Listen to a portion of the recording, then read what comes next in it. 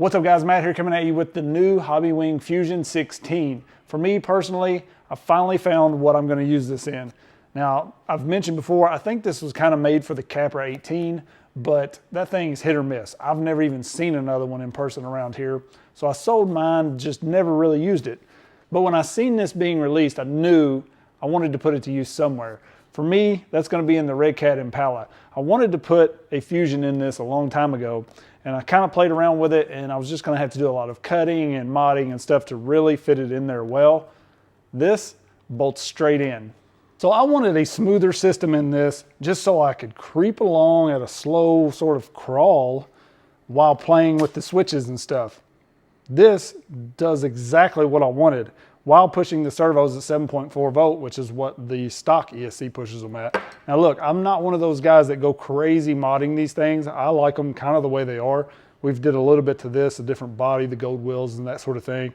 And this has a couple little cosmetic mods, but I'm not pushing like crazy powered servos in these and doing a lot of things that the mod guys are doing with these. I'm just more a basic, hey, it's cool, I want to play with it a little bit type guy. So I'm not a hardcore lowrider guy, all right? But as you can see, this thing's got plenty power. And this is all stock servos. I haven't did anything with the servos. Now you could run external BEC and put as much power to these things or direct powered servos, etc., to get what you wanted. But I just wanted a smoother system that was more quiet. So the cool thing about this is you can actually just bump your throttle, trim. Watch this thing. See right there, it's actually moving right now. So if I wanted to just wheel along, that thing is actually moving while I just sit here and play with the switches. You cannot get that slow of a crawl out of the stock system. And you will hear in a second, when I run this one, you hear this constant whine. So just terribly annoying, all right? This is exactly what I needed for this car. All right, now we're gonna take a quick look and listen at the stock system in here. This is all stock. Like I said, we're not big into modding these. We've had a lot of fun with these in the stock configuration, but that was the most annoying thing to me. You hear that as soon as I start hitting that throttle, and let's see what sort of creep. Not terrible, okay? Not quite what I wanted. Oh, and we've got forward brake reverse, which that can be changed on this ESC as well. I do prefer just forward, straight to reverse on this setup, and that's easy to tune. We'll talk about that in a little bit, but.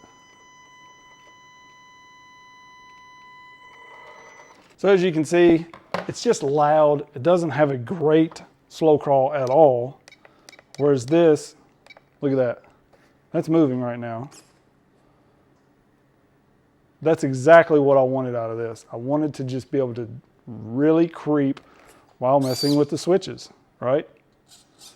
So we can turn that throttle trim up and then just play with the switches. Of course, might want to put the body on it, right? So let's take a quick look underneath the body here, how this mounts up, and talk about tuning it a little bit.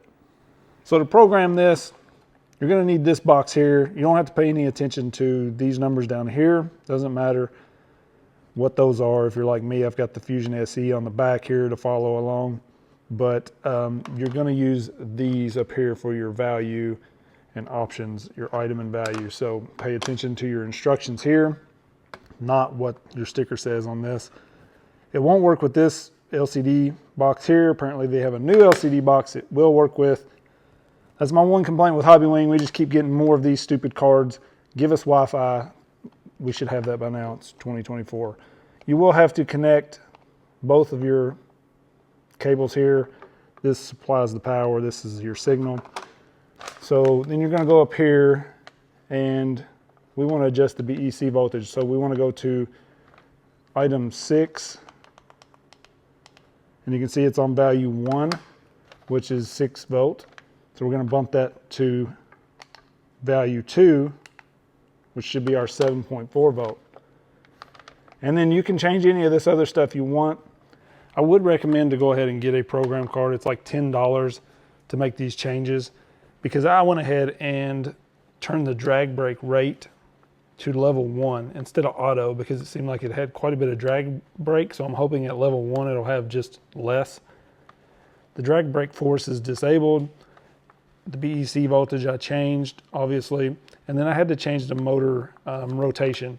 I could either do it here or channel 2 reverse on the transmitter to switch the direction, but when I first installed this, reverse was forward, forward was reverse. So I would recommend getting one of these just so you can make these changes very easily. So here's a quick look at my setup. The only thing really I've changed is I do have the light kit. That all still works. I have the Agfrc 10.5 kg steering servo. I'll link this in the description. It's a great little budget option servo. Definitely much better than the stock one, which quit on me like instantly. This does come with an EC2 connector on it. You can see I've got an adapter to an adapter just to get this up to my XT60 for now. Just to try it out, I may change the connector at some point, but it works fine. I run these shorty packs back here, so I've got some extra weight tossed in because losing a little weight with that pack, and it just helps this thing stand up a little easier. But this is a direct bolt in, bolts straight up to the stock motor mount. Pinion, stock pinion works as well. It's a little tight to get on, but it presses on and it's holding just fine. Now you do have to sort of put the pinion at the very tip of the motor shaft.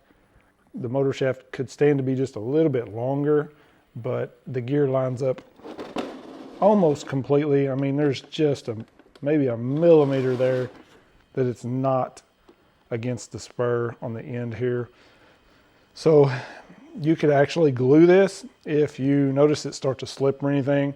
I feel like this car, we're not going to be riding wheelies with it or rock crawling or anything like that, so it's not going to have a ton of stress on this. So I feel like it's going to hold just fine. So just to show you guys one more time,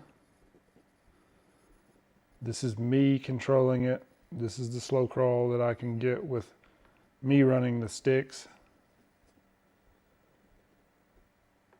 Pretty dang slow, right?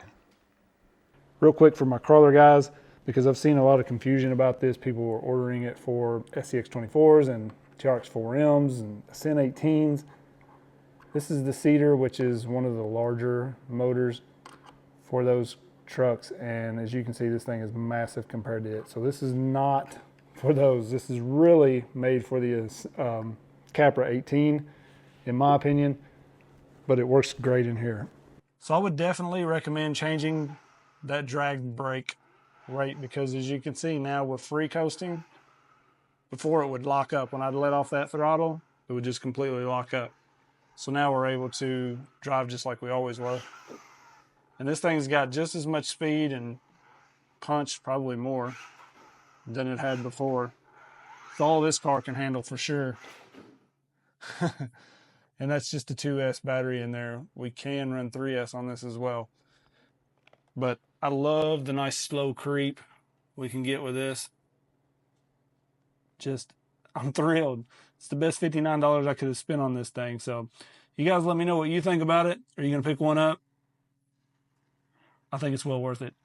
I'm just so happy that this actually fit this car. I'm amazed. I appreciate you guys sticking around. I appreciate you watching this video. If you enjoyed it, give me a thumbs up. Don't forget to subscribe. Peace.